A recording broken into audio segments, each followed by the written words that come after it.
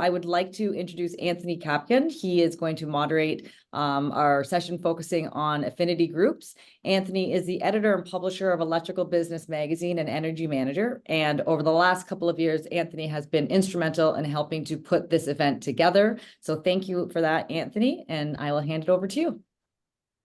All right, thank you very much, Danielle. And I'd like to bring forward my esteemed panelists for this session on affinity groups. So I am looking for Joanna Osawe, Michelle Branigan, Nirav Patel, and Rakhi Voria. If you could please all just get your cameras going and join me. Now, before we get going, I want to give a thanks to our previous session, Jennifer and Leslie and Natasha and Summer. Some great insights. I was chatting you guys just up, down, and crazily as you were saying things that got me interested and excited in what you were saying. So thanks for that session. And also, before we get going here, I want to give a thanks to uh, all the different organizations and associations that I've seen posting on LinkedIn and on the socials, things that they are doing this week, either specifically for International Women's Day or International Women's Week, particularly on the side of women in construction. So a nod to all those other organizations who like us are trying to push that needle forward. So here we are in the affinity groups. I would like to just kind of quickly go around the table that we have. Oh, we seem to have lost Nirav, but hopefully he'll be here again soon. And we can just go around the table and just give a quick introduction and summation of who you are. And because you're on the top left of my screen, Michelle, why don't we start with you?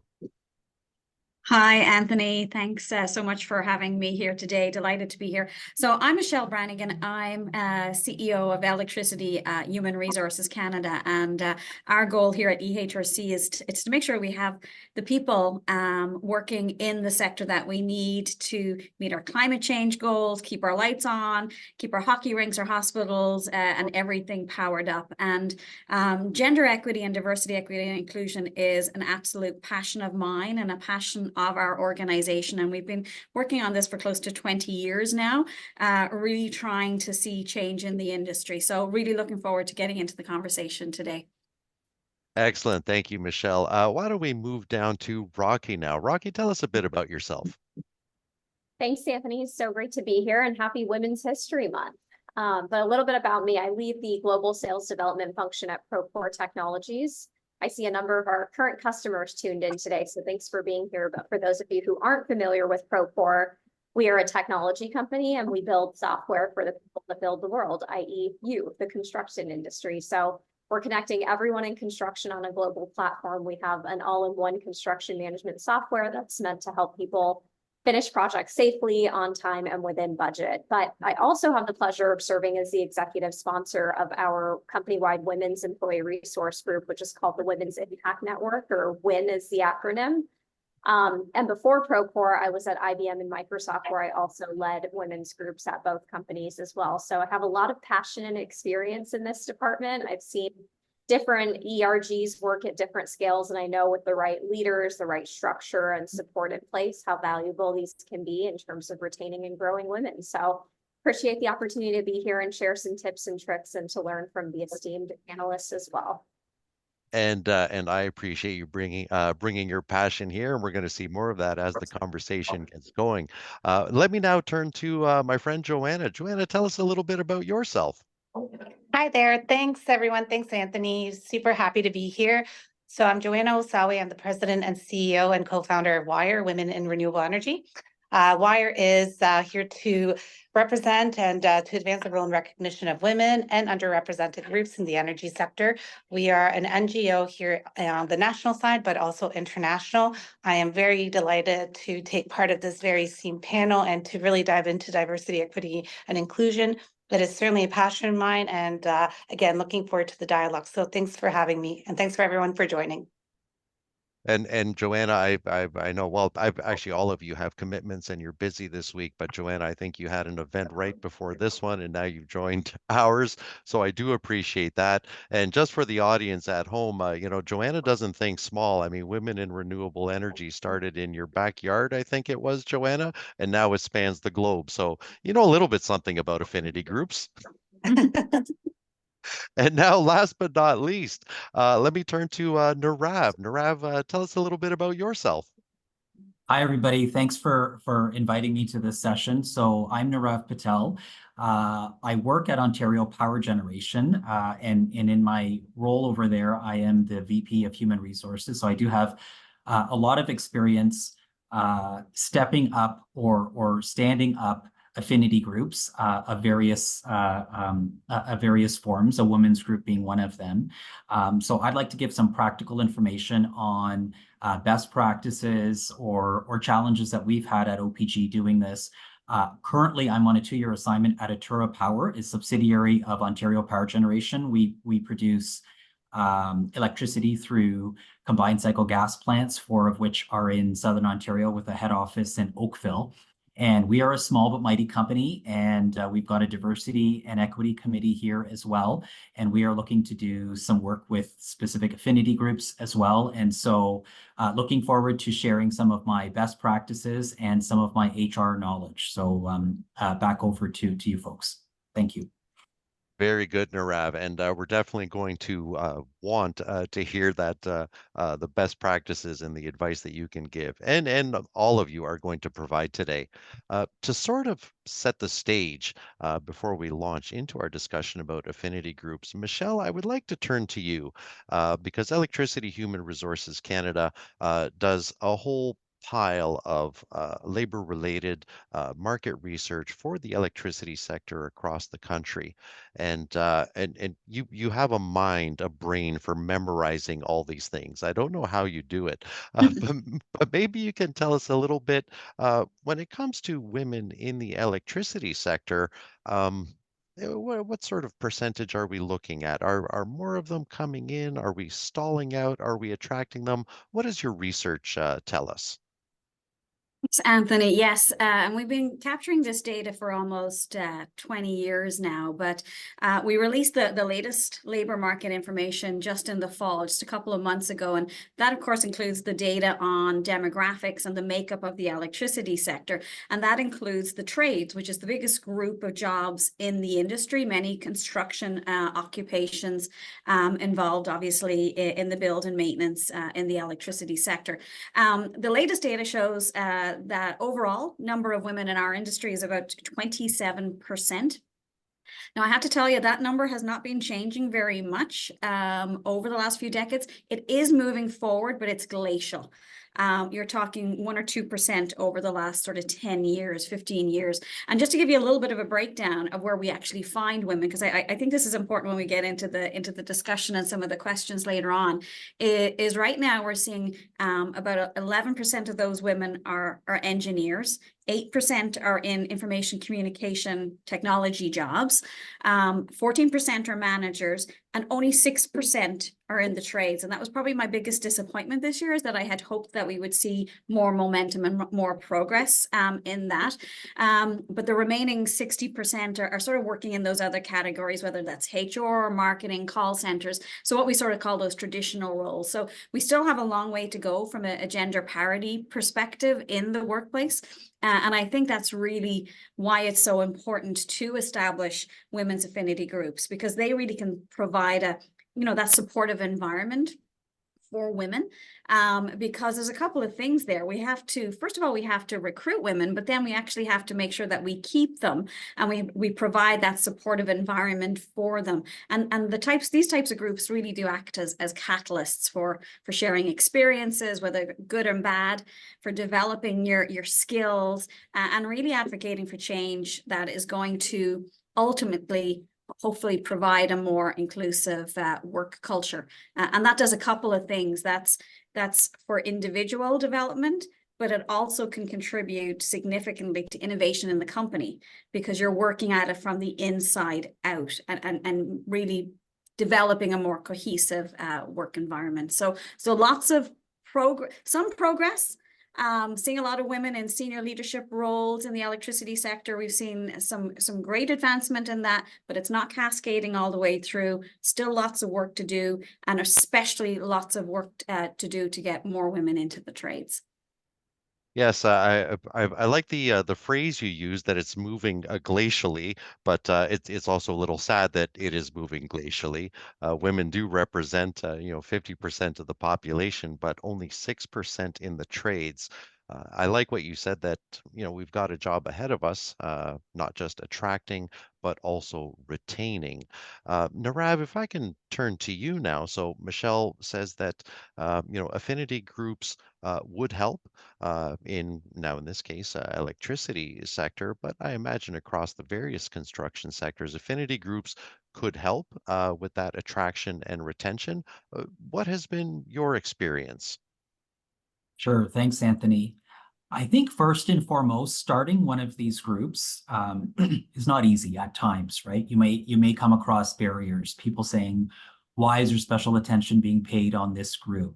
Why are they taking time out of their busy day to focus on this type of important work, which I think is important. But beyond all of those challenges, the biggest benefit that I've seen is advocacy. So if we are trying to change the demographic makeup of our sector, whether it's construction or electricity, we all need trades workers, for example. How do you do that?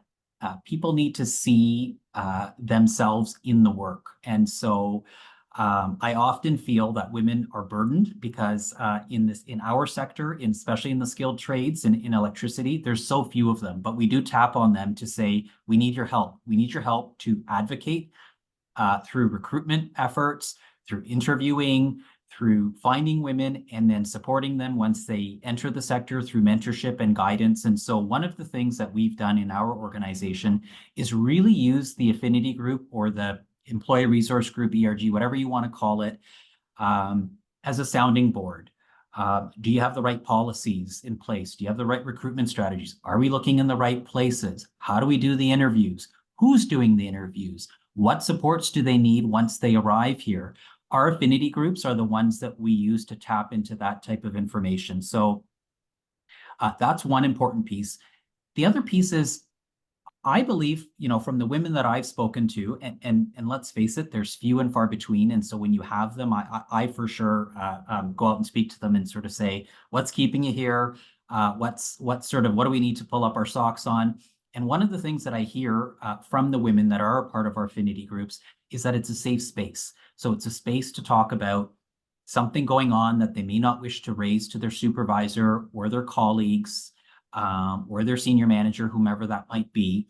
And so it's an opportunity for the ERG or the affinity group to come in and offer that support, which ultimately leads to some mentorship. It often leads to some guidance, and it often leads to some change and done in a very appropriate and a safe way. So I would say beyond the networking and the career planning and the support, there is a real advocacy and there's a real safe space associated with affinity groups, which I think is one of the reasons that we've heavily invested in our affinity group and promote it and are proud of it, frankly. So that's what I have to say on that matter. Thank you for that, Nirav. I was jotting down a couple things here that I probably didn't actually think about before this conversation right now. You have a working affinity group. It's a great sounding board, and also for advocacy. I'm glad you brought those up. Joanna, be patient with me. I'm getting to you, but I want to turn to Rakhi now. So Rakhi, Nirav has talked about being a sounding board, being a safe space. You've been involved in these kinds of groups in multiple places, multiple levels. In your experience, is this how they unfolded, how they operated with the ones you've been involved with? Yes, I mean, as Michelle shared with the data, despite some of the progress over the years in getting more women into the construction industry, we have a lot of work to do. And I see so many companies in our industry making great strides to change the profile and the mix shift.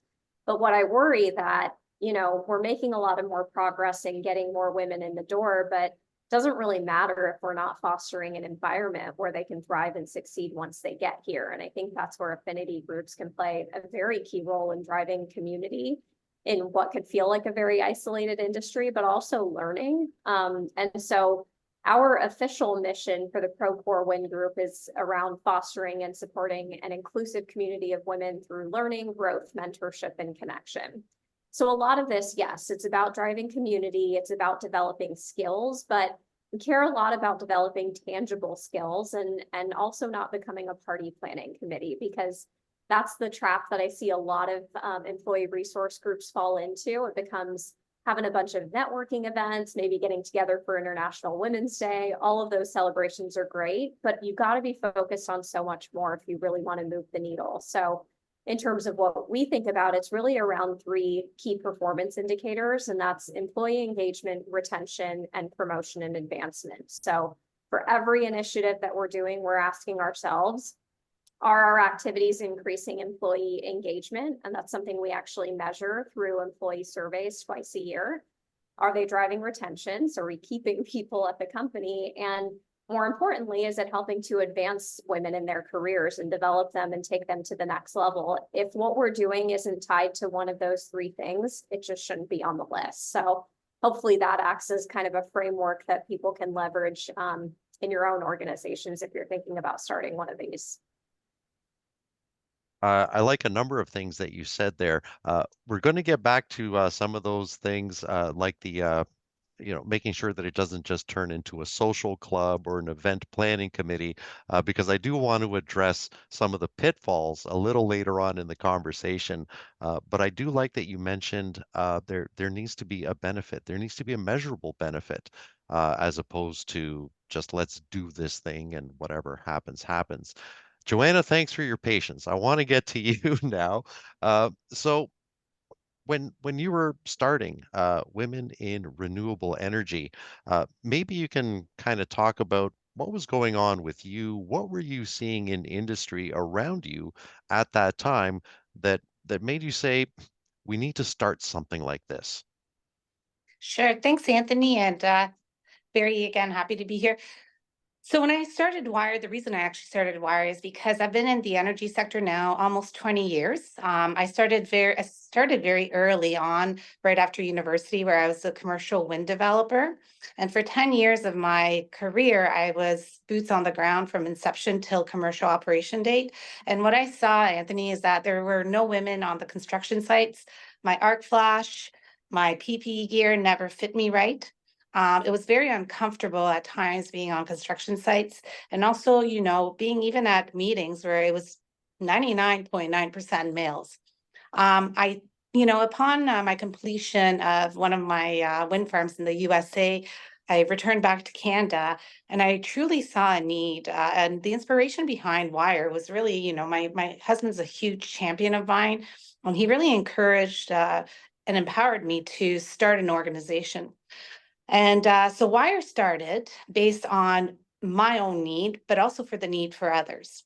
And interestingly enough, at the time it was called CanWIA, the Canadian Wind Energy Association, which is now CanRIA. And at the time, Robert Horning was the president and CEO. He gave me a mic and he gave me a 10 by 10 booth for that trade show. What happened next was mind-boggling and blowing as well. Men would come up to me and yell at me that I was segregating the sexes. Women would be telling me they're nice sorority.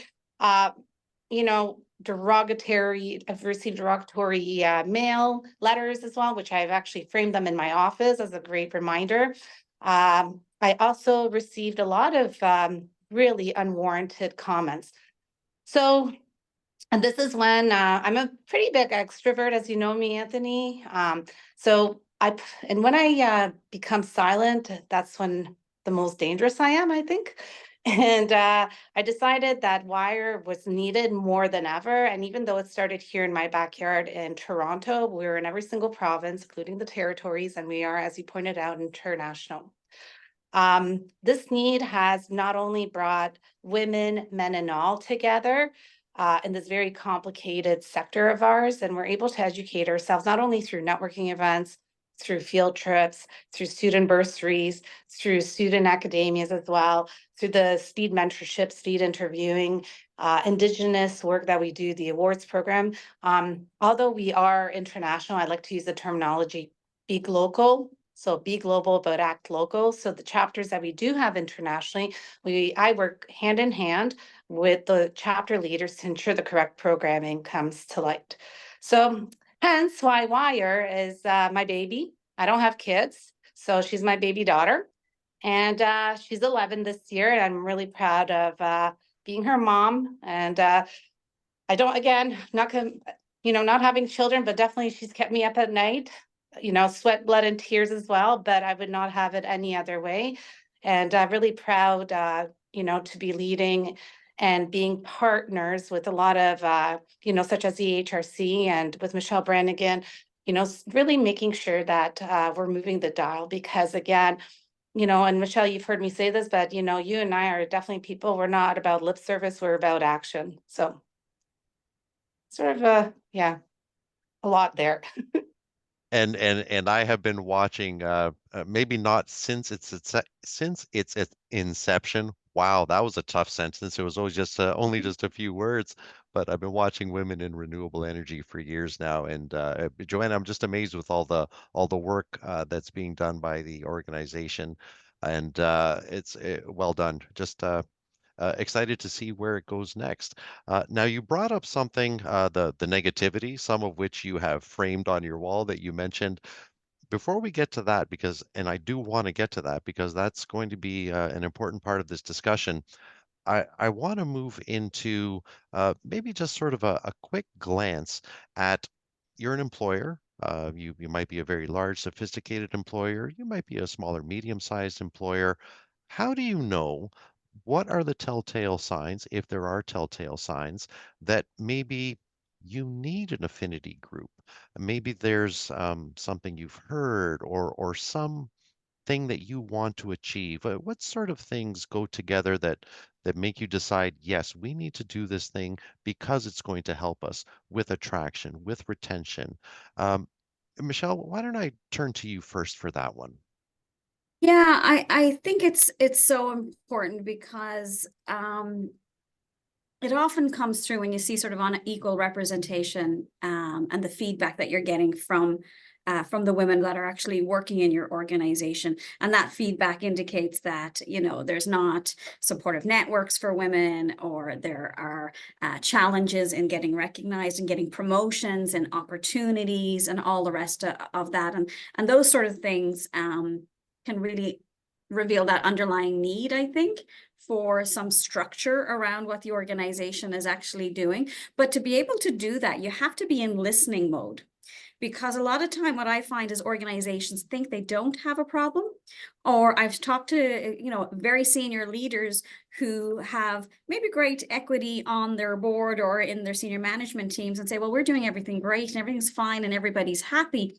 But then when I actually go further into the organization and I'm talking to the women who are in the field, I'm talking to women throughout the organization, there's a bit of a disparity there. So I think making sure that you have the mechanism to be able to, and the will to actually to be able to listen to the women in your organization, and that's where the affinity groups can come in, because it's important that they have a voice, and it's also important that they actually have an ally and a leadership there. But again, organizations really need to understand the demographics.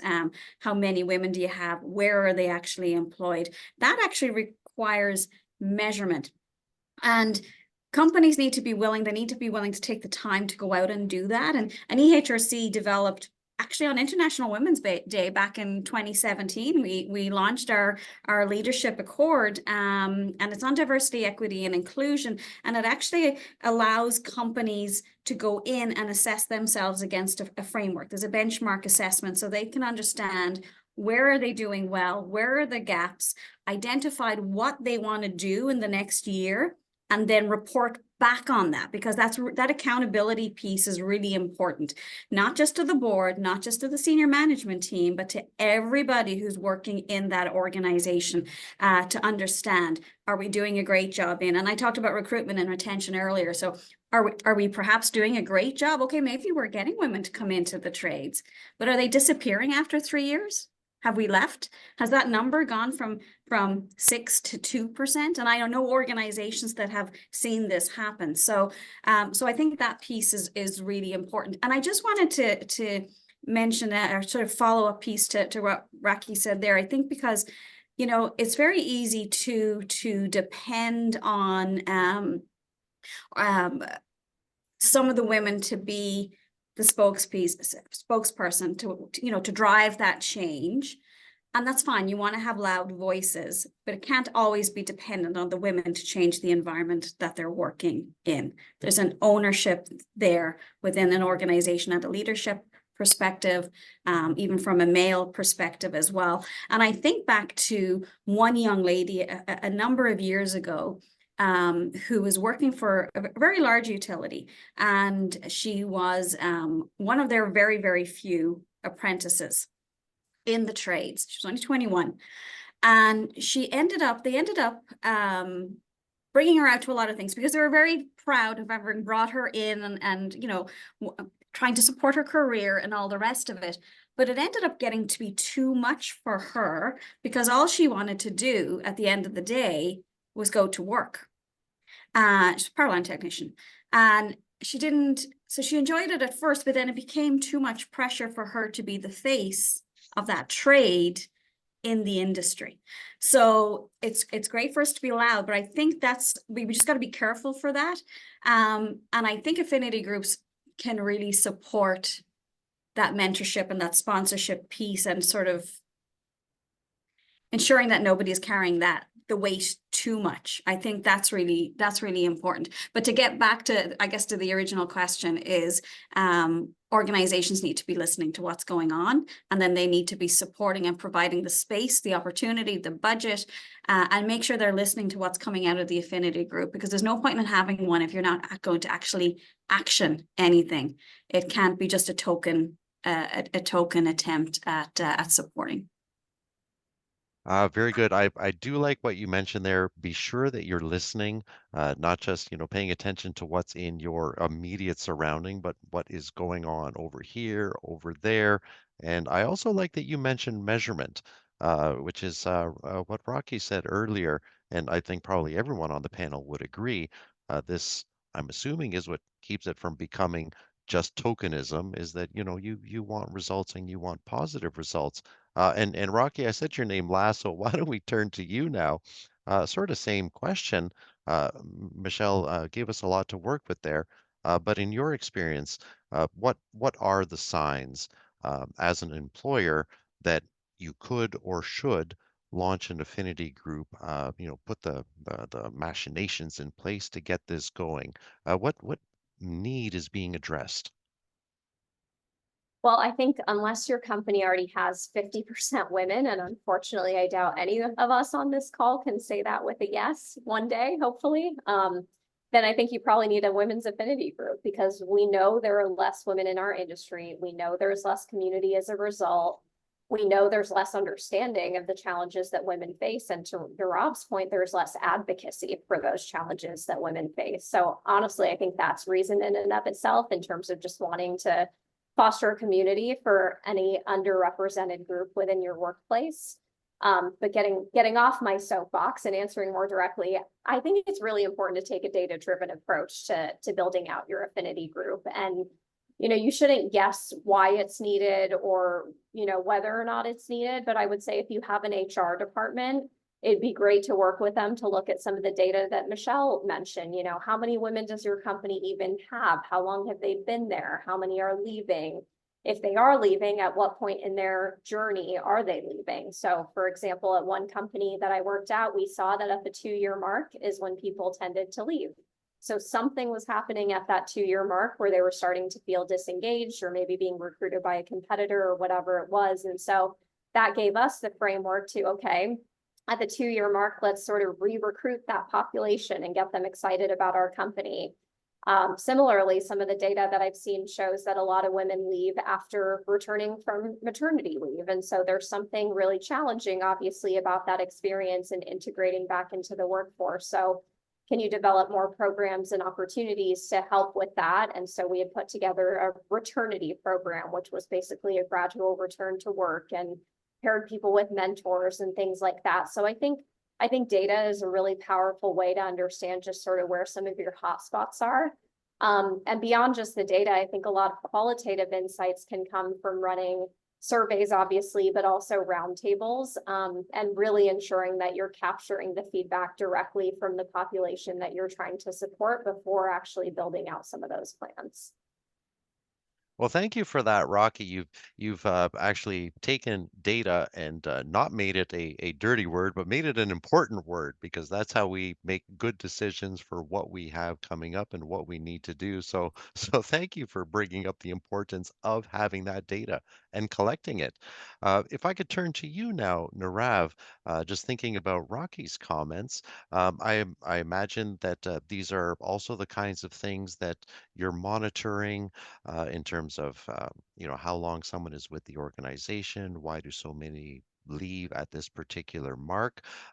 What sort of things have you learned in your experience, either before the launch of an affinity group, or perhaps how an affinity group may have changed some of that data, some of those stats?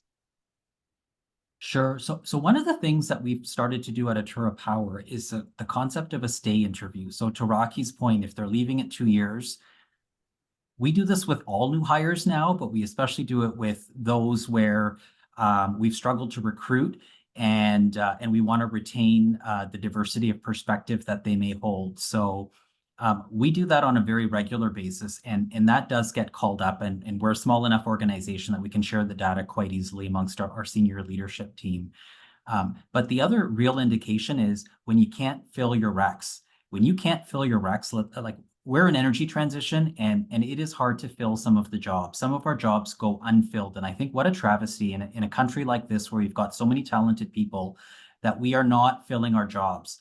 And so that's when I think a lot of employers get frankly creative and say, well, where could we tap into other markets? Is it women? Is it the immigrant talent pool? What is it?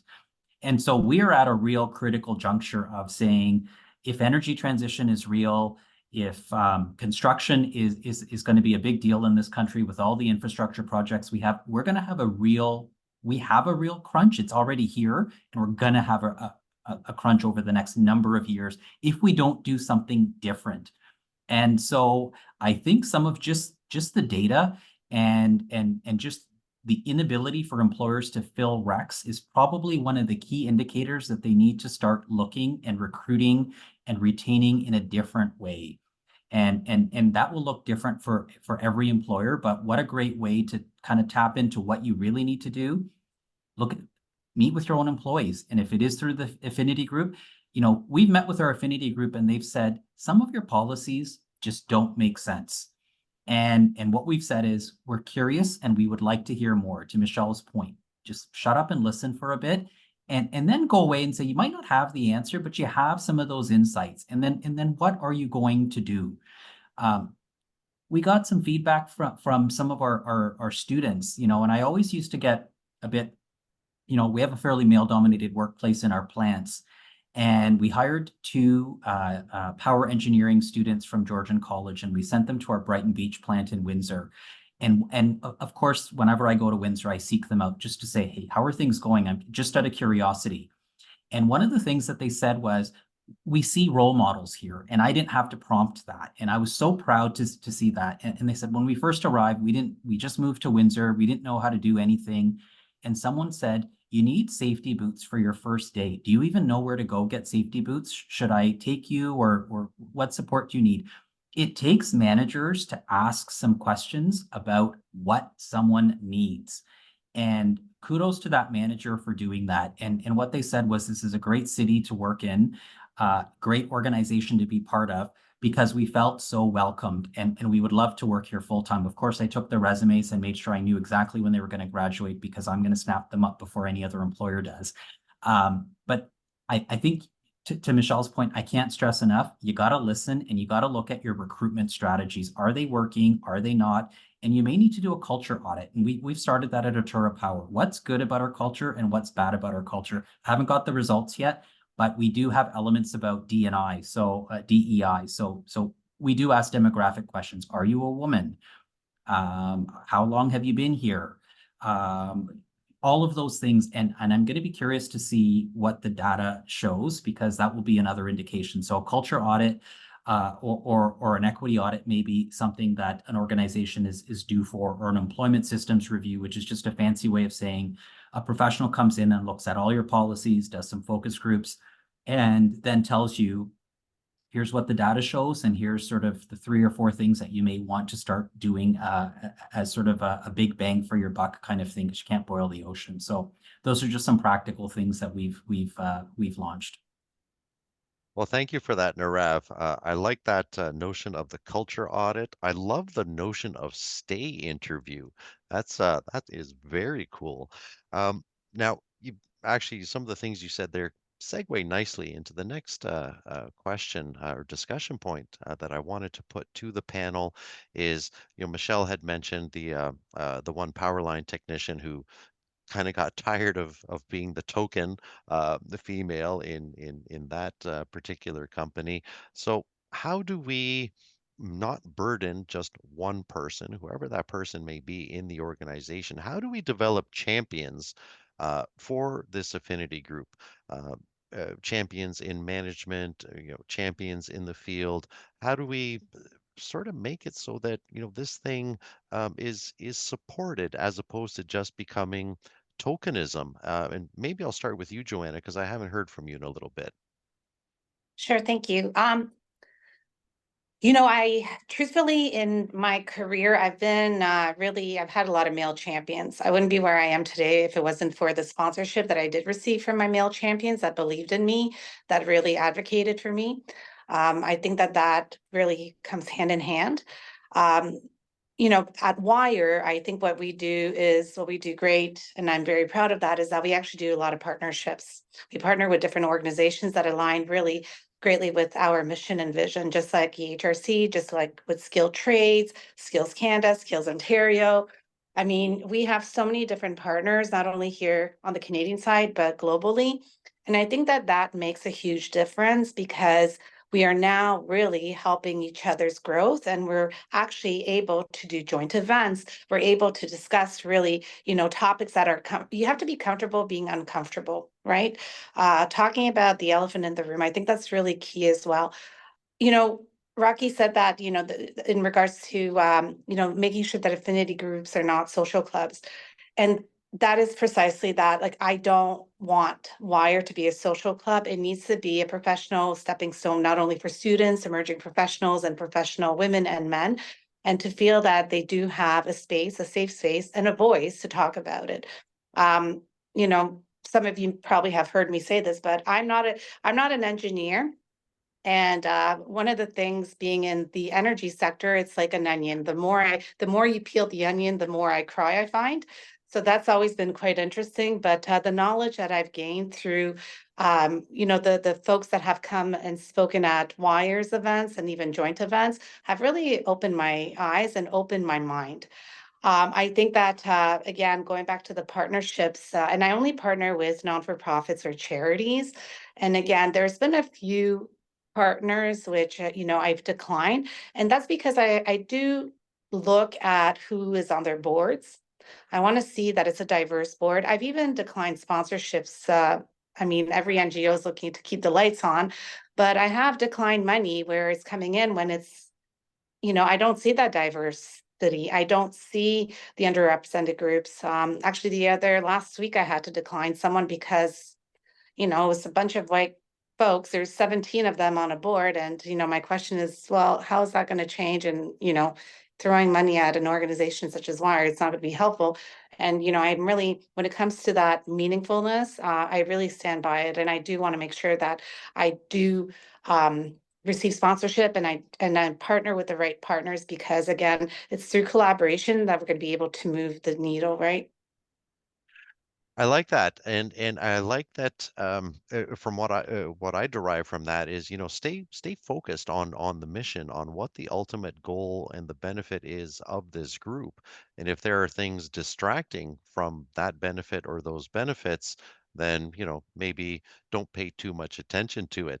I want to move to Rakhi because this is something that you had brought up earlier, and also Amanda is weighing in also to ask about employee resource groups. So, how do you ensure, what steps can you take that, say, a women's affinity group stays positive, action, solution oriented, and a safe place, but not just a place to go complain?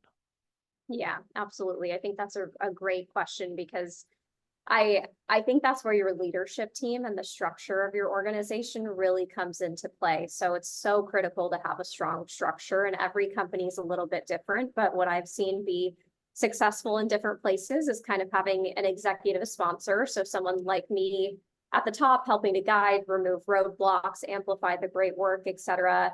It always helps to have the support from the very top of your company and make sure that they make this a priority, particularly if it's men at the top, because we know we're not going to make progress if we don't have the active support and allyship of men.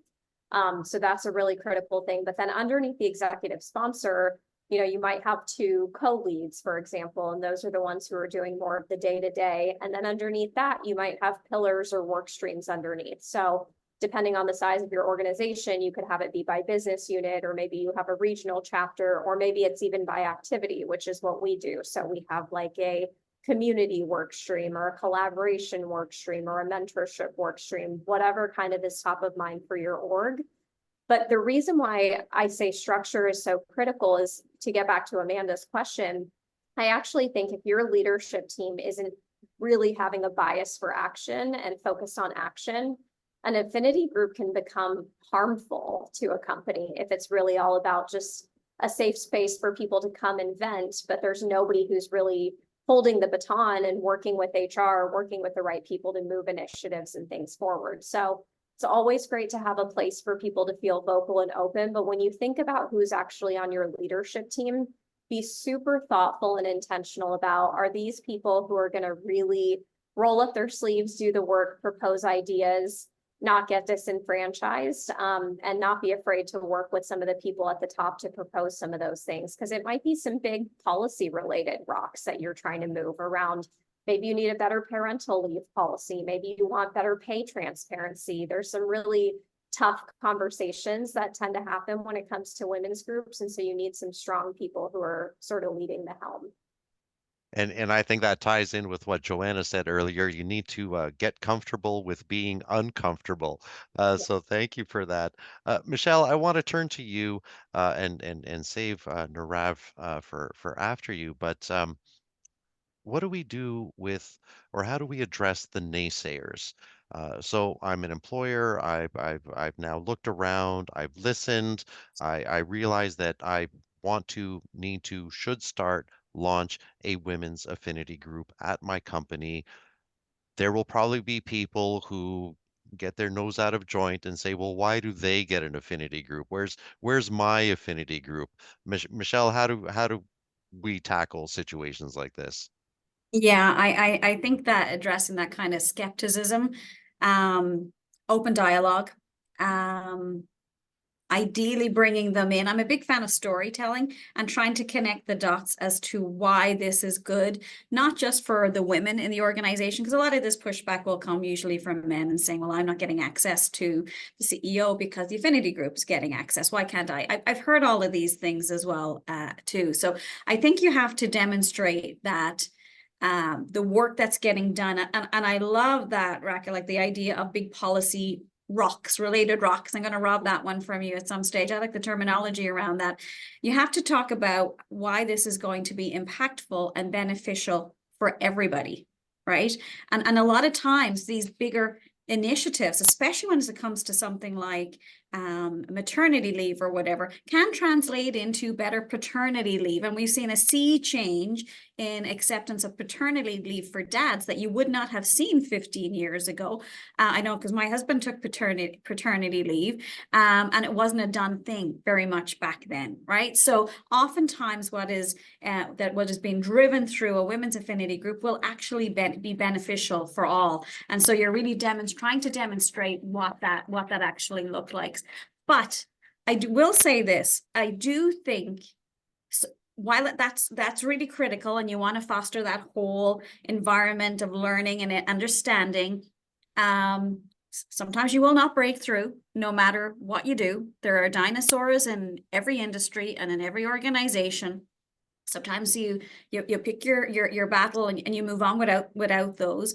But I think when it comes from a leadership perspective, I think it's really important to establish very clear expectations and consequences for not adhering to the organizational values that you want in your organization, ideally respect and inclusion. I think it's so important. We just spent 3 years working with Justice Canada to put together an industry leading its tools and resources to help those working in the electricity sector, employers and employees, to prevent or address gender-based harassment in the workplace and violence in the workplace. And unfortunately, that still happens. So Statistics Canada, I think it was 2020, 47% of Canadian workers had experienced or witnessed some sort of inappropriate sexualized behavior or gender-based discrimination in a work-related setting. Our own leadership report that we just a few years ago found that 1 in 5 women had reported personal experience, whether it was bullying or violence or harassment in some shape, way, or form. So we've been really challenging our leaders and our employers right across the country to create those respectful environments, to clearly communicate what your expected standards are and address it if it's not happening, right? And what does that look like? And probably one of the stories I hear the most, I think from on the trade side and in the construction side, if a woman is facing sexual harassment in the workplace and she's in the field, you don't remove her from that site as if she's the problem when she's had the courage to report and speak to that. You deal with the situation and the individual who's actually causing the issue and the harm. And unfortunately, we have seen time and time again that managers, without adequate training, without knowing what to do, have actually moved the woman to a different site. That is not taking care of the problem. So that's probably a long-winded way of saying that, but I do really think that there has to be ownership. There has to be consequences at some stage. We can't continue to be polite and say, oh, he'll never change, they'll never change, they won't accept that, they're not going to. That's not acceptable in this day and age. And so I think we need to be really frank with those conversations. No, well said. And I do want to give the last word to Nirav. Hopefully everyone out there will bear with us. I'm looking at the time, but I want Nirav to have the last word, sort of tie everything up into a nice bow. We've talked about the benefits of affinity groups, how to know when we should launch this, how to champion, how to make sure that we have metrics, measurable benefits so that we can benchmark. And Nirav, I want to give you the last word. What are, in your experience, and you've had many experiences with this, what are some of the best practices and what are some of the pitfalls that people should avoid? I know I'm only giving you about 1 minute, but okay, I'll be really brief. A couple things is when you speak to naysayers or come across naysayers, I think we need to have some very courageous and talk with candor. I've said to leaders, I'm offended that you're offended that we're having an affinity group, or I'm offended that you are making these kinds of statements about this isn't a good idea, and some of it is myth busting. Well, the workplace won't be safe. And I said, well, actually the results show, or the research shows, that having more women in the trades actually makes it better, because a lot of things do get to change in terms of heights and other things, which make life better for men as well. we're hiring unqualified people. I said, well, I'll lose my job, and I can guarantee you we're not hiring unqualified people. I can take that to the bank. So some of it is just, addressing these things head on and being a bit bold in your communications, right? And sometimes I've said, I'm worried about your leadership profile because I don't think you're aligned to our values. And that can be a very offensive statement to someone, but I often say, think about what you've just said and think about what I've just said, and maybe we need to have a conversation a bit later. And I think a lot of times that does make people think differently or perhaps act differently, even if they might not feel that truly inside. That's one thing. And the other thing I would say is what I've personally learned organizing an affinity group is you definitely need a terms of reference to outline what this affinity group does, but more importantly, what it doesn't do, which is organize parties or be sort of a complaint session or anything like that.